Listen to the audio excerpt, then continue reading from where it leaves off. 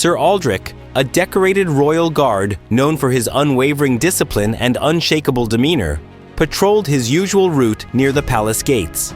His polished armor gleamed even under the dim moonlight, his boots making rhythmic echoes against the wet stones.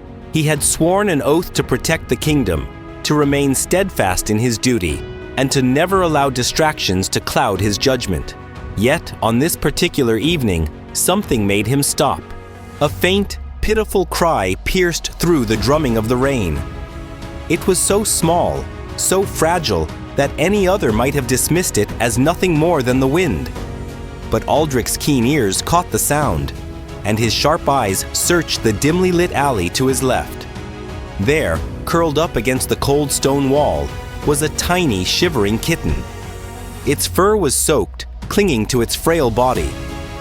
One of its front paws was bent at an odd angle, and its golden eyes, wide with fear and pain, met Aldrich's gaze. For a moment, the mighty royal guard hesitated. He had fought in countless battles, faced enemies that would send most men fleeing. Yet here he stood, frozen by the sight of something so small, so defenseless. He knew he should move on. His duty was to the kingdom, not to a mere stray. And yet, with a sigh, he bent down, carefully scooping the kitten into his gloved hands. It flinched at first, but was too weak to resist. Aldrich removed his heavy cloak, wrapping the tiny creature in its warmth, shielding it from the biting cold. A royal guard did not falter.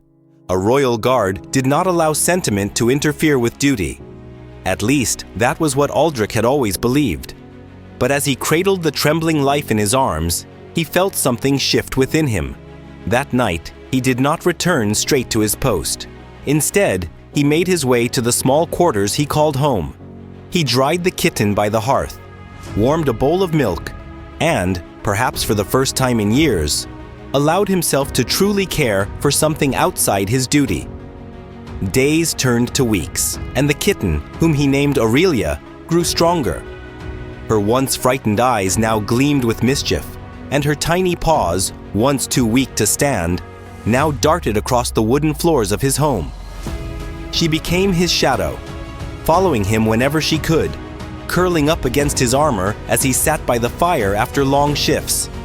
His fellow guards mocked him at first. Sir Aldrich, the mighty warrior, brought to his knees by a kitten, they'd laugh. But soon, even they softened. They too had seen the way Aurelia transformed their stern companion. The once unyielding royal guard now carried warmth in his heart, a warmth that extended beyond the kitten to those around him. One winter's eve, as Aldrich stood once more at the palace gates, Aurelia perched upon his shoulder, nuzzling against his neck. He had spent his life believing that strength came from discipline alone, from duty and honor. But now he understood. True strength also came from kindness, from the courage to care, even when the world said it was weakness.